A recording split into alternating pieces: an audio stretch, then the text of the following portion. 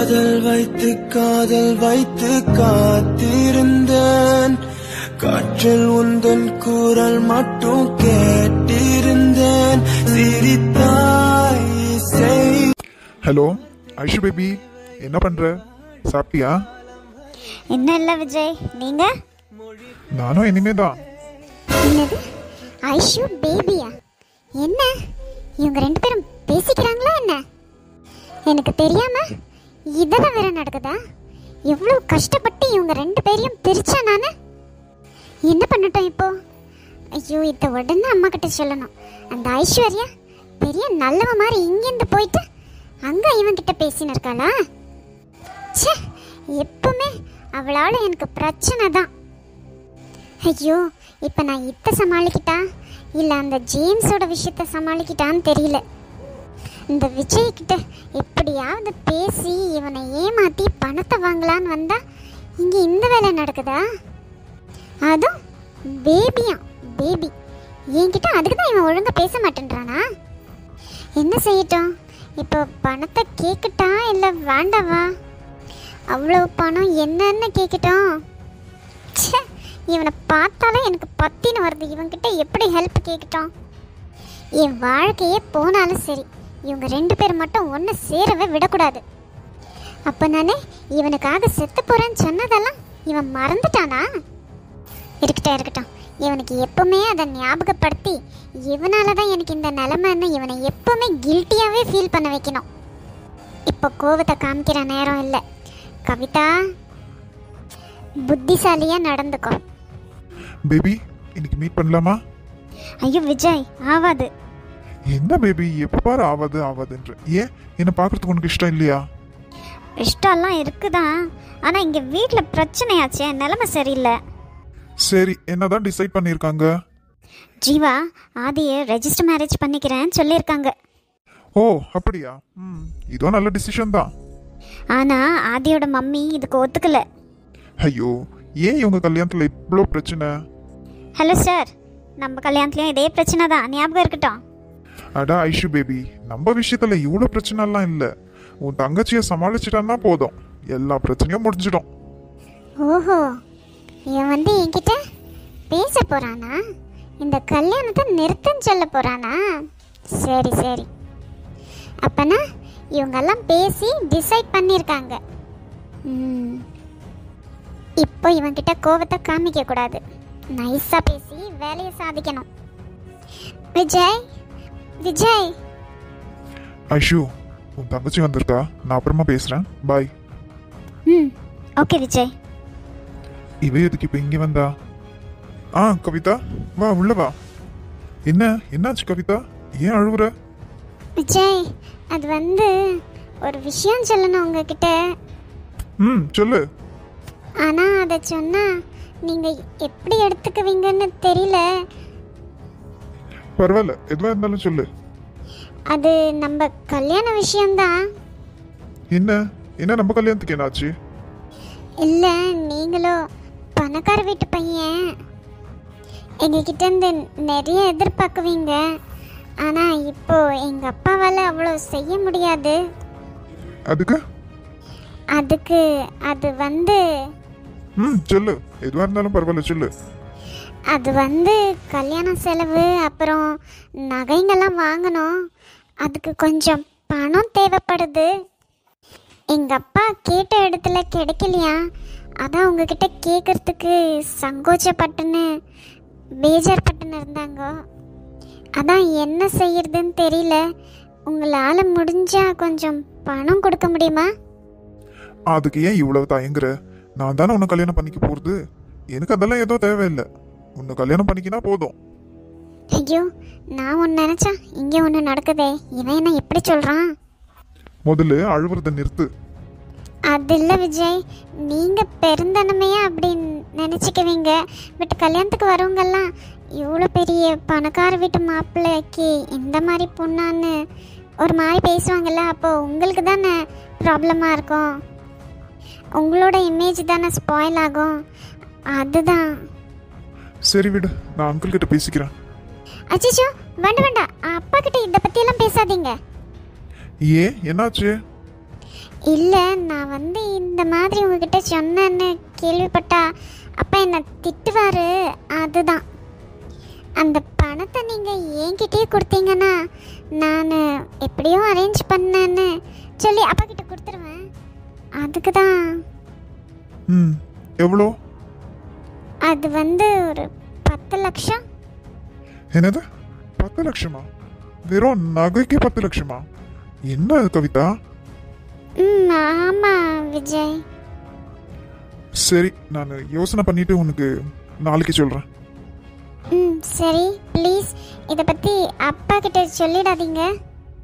இல்லை சொல்ல மாட்டேன், போ. Thank you so much Vijay. பரவாயில்ல, போ. என்னை துரத்துறதுலயே இருக்கிறான். என்னை துரத்து விட்டுட்டு அவகிட்ட மொக்கப்படுவான் இப்போ. என்ன இவோ ஒரேடி 10 லட்சம் வேணும்னு கேட்குறா? அதே இவ வந்து கேட்குறா. அங்கிள் என்கிட்ட பண பிரச்சனைன்னு எதுவும் சொல்லவே இல்லையே. அதுவும் இந்த விஷயத்த அங்கிள் கிட்ட வர சொல்லாதன்னு சொல்றலே. என்னமோ டவுட்டா இருக்கு எனக்கு. ஃபர்ஸ்ட் இவளோட ஆக்டிவிட்டீஸை கண்டுபிடிக்கணும் என்ன ஏதுன்னு.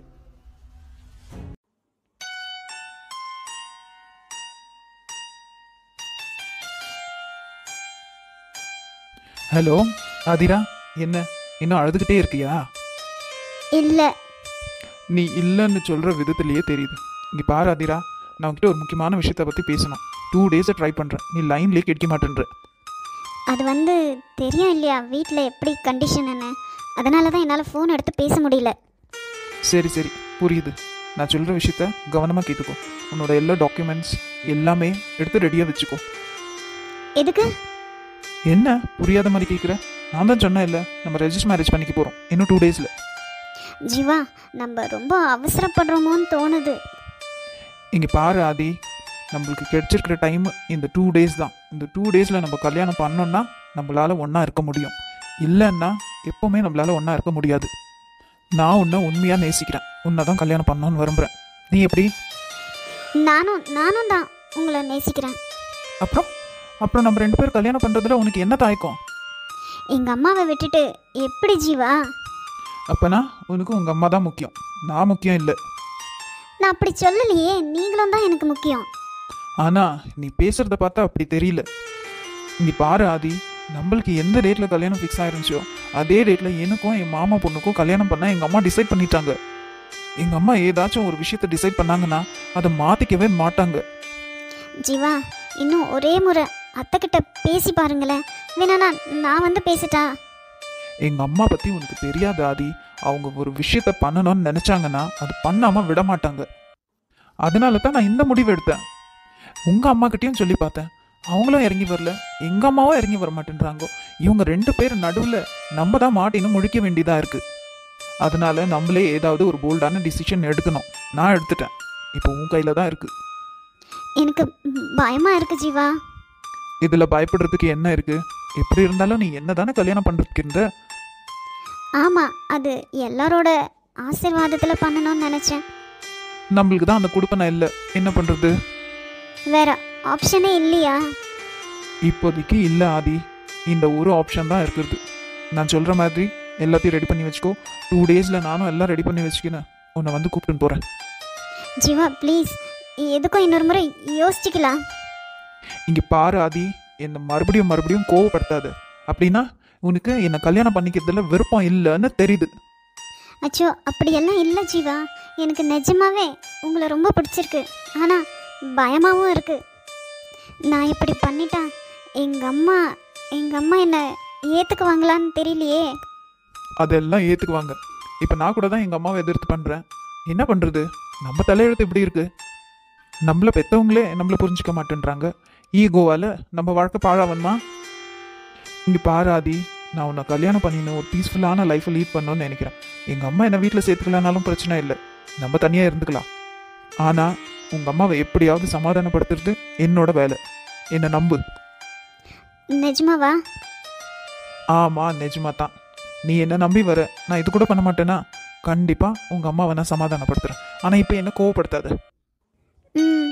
சரி, இருந்தாலும் நான் ஈவினிங் சொல்லட்டா?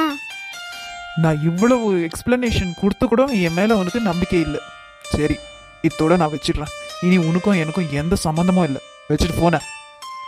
இந்த ஜீவா இவங்க பக்கம் இருக்கிற நியாயத்தை மட்டும் பார்க்குறாங்க. ஆனால் என்னோட பக்கம் இருக்கிற நியாயத்தை கொஞ்சம் கூட பார்க்க மாட்டேன்றாங்க. என் மேலே அன்பை வச்சுருக்காங்க, இல்லைன்னு சொல்லலை. ஆனால் என் கண்டிஷனும் கொஞ்சம் கன்சிடர் பண்ணணும்ல.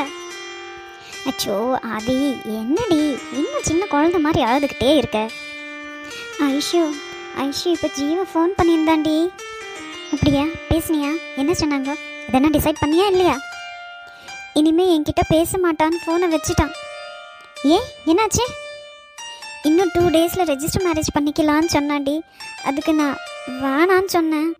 அதனால கோவப்பட்டுட்டான். கோவப்படுறதோடு நிறுத்திக்கினானா? நானா இருந்தால் வந்து நான் உத போட்டுக்குவேன் உன்னை. என்னடி ஐஷு, நீயும் இப்படியே பேசுகிறியே? ஆமாம் ஆதி, என்ன 2 சைடும் ஒத்துக்கலை, அப்புறமா என்ன தான் பண்ணுவீங்க? என்ன வெயிட் பண்ண போறியா? இல்லை, அது வந்து எங்களுக்கு ஃபிக்ஸ் பண்ண அதே டேட்டில் ஜீவாக்கும் அவங்க அத்தை பொண்ணுக்கும் கல்யாணமா. இப்போ நல்லா இருக்கா அவனுக்கு? இப்போ சந்தோஷமாக இருக்கா? என்னடி ஐஷு, நீயே இப்படி பேசுகிறியே? அப்புறமா என்னடி, உனக்கு வேறு ஆப்ஷன் எது இருக்குது? இது ஒன்று தான். அப்போது நான் ரெஜிஸ்டர் மேரேஜ் பண்ணிக்கணும்னு சொல்கிறியா நீ? ஆமாம் ஆதி, இதை விட்டால் வேறு வழி இல்லை. ஆண்டியை அப்புறமா சமாளிச்சிக்கலாம். ஜீவாவும் அதை தான் சொன்னாங்க. கல்யாணம் ஆகிட்டப்புறம் அம்மாவை ஜீவாவே சமாதானப்படுத்துகிறேன்னு சொல்லியிருக்கான். அப்புறமா என்ன? அப்புறம் என்ன தான் வேணும் உனக்கு? இங்கே பாரு, உடனே ஃபோன் பண்ணி நீ ரெஜிஸ்டர் மேரேஜ்க்கு ஓகேன்னு சொல்லுற, புரிஞ்சிச்சா? இங்கே பாரு, நீ அழுதுன்னு உக்காந்தனே தான் இருக்கணும். இதுக்கு ஒரு முடிவே இல்லை. எல்லா முடிவும் உன் கையில் தான் இருக்குது. இப்போது என்ன சொல்கிற?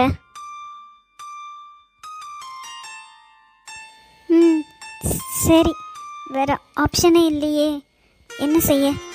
Okay, very good. உடனே கால் பண்ணி ஜீவா கிட்ட சாரி கேட்டுட்டு இந்த ரெஜிஸ்டர் மேரேஜ்க்கு ஓகே சொல்லிடு.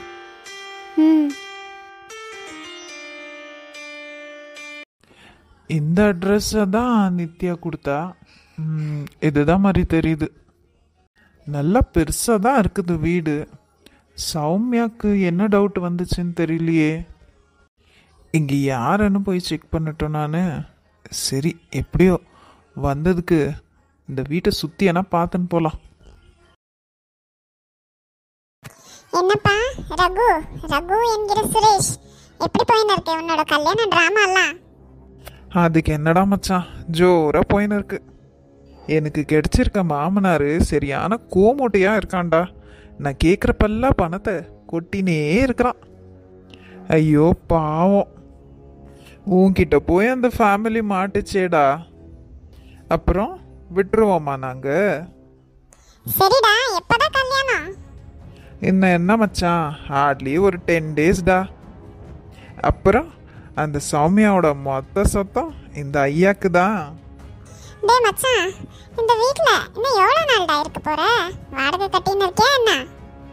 டேய், இது என்னோட ஃப்ரெண்டு வீடுடா. நான் எதுக்கு வாடகை கட்டணும்? அவன் வெளிநாட்டுக்கு போயிருக்கான்.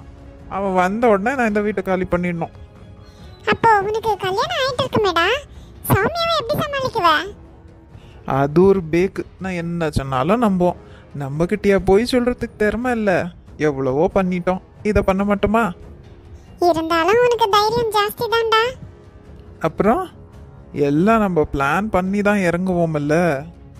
ஃபோன் பண்ணி ஒரே இம்சடா. முன்னெல்லாம் என்ன நல்லா லவ் பண்ண, இப்போ எனக்கு ஃபோனே பண்ணுறதில்ல, என்கிட்ட பேசுறதே இல்லை.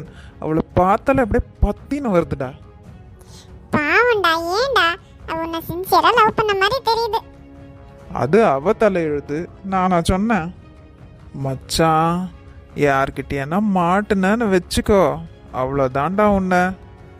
நான் யார்கிட்டயும் மாட்ட மாட்டேன்டா. அப்புறம் உன்னோட வாடகை அப்பா அம்மா என்னடா பண்றாங்க? எல்லாம் செட்டில் ஆயிட்டீங்களா ஃபேமிலியோட? எனக்கு ஏற்ற மாதிரியே நடிக்கிறாங்கடா. நீங்கள் கூப்பிட்டுன்னு வந்தீங்களே, சூப்பரான ஆளுங்களை கூப்பிட்டுன்னு வந்தீங்கடா. அதுலேயும் எனக்கு அப்பாவா வேஷம் போட்டிருக்காரு. அப்பப்பா சொல்லவே வேண்டாம். எனக்கு காசு வேணும்னா போதும், உடனே சௌமியா அவங்க அப்பாவுக்கு ஃபோன் பண்ணிடுறாரு. எங்களுக்கு வரதட்சணை கொடுக்க வேண்டிய பணத்தில் காசை போடுங்கன்னு அவங்க கழுத்து மேலேயே உக்காந்து ஒரு வழியாக காசு கறந்து கொடுத்துட்றாருடா. மனுஷன் அவ்வளோ திறமையாக நடிக்கிறாரு. அப்படின்னா பொன் முட்டையிடுற வாத்து பிடிச்சிட்டான்னு சொல்லு. ஆமாடா மச்சான், நிஜமாவே அவ அப்படிதான். கேட்குறப்பெல்லாம் பணம் கிடைக்குது பாத்தியா? எப்படியோடா மாட்டாம இருந்தியானா சரி, அதெல்லாம் நாங்க பார்த்துக்குவோம், நீ வாயை மூடு. என்னது எல்லாமே ஆக்டிங்கா? அப்பா அம்மா கூட வாடகை அப்பா அம்மாவா? என்ன என்ன வளர்றான் இவன்? அப்போ சௌமியா டவுட் பட்டது நிஜம்தான். இவன் பேர் கூட சுரேஷ் இல்லையா, ரகுவா? எதுக்கு இவன் சௌமியாவை இப்படி ஏமாத்துறான்? அதுவும் இல்லாம இது அவன் வீடு கூட இல்லை. சரிடா மச்சான், எது பண்ணாலும் பார்த்து பண்ணுடா. அப்புறம் உன் கூட சேர்ந்து நாங்களும் மாட்டிக்குவோம். இவனை பார்த்தா பிளான் பண்ணி பணத்தை பிடுங்கின்னு இருக்கான எங்க கிட்ட இருந்து. இவனை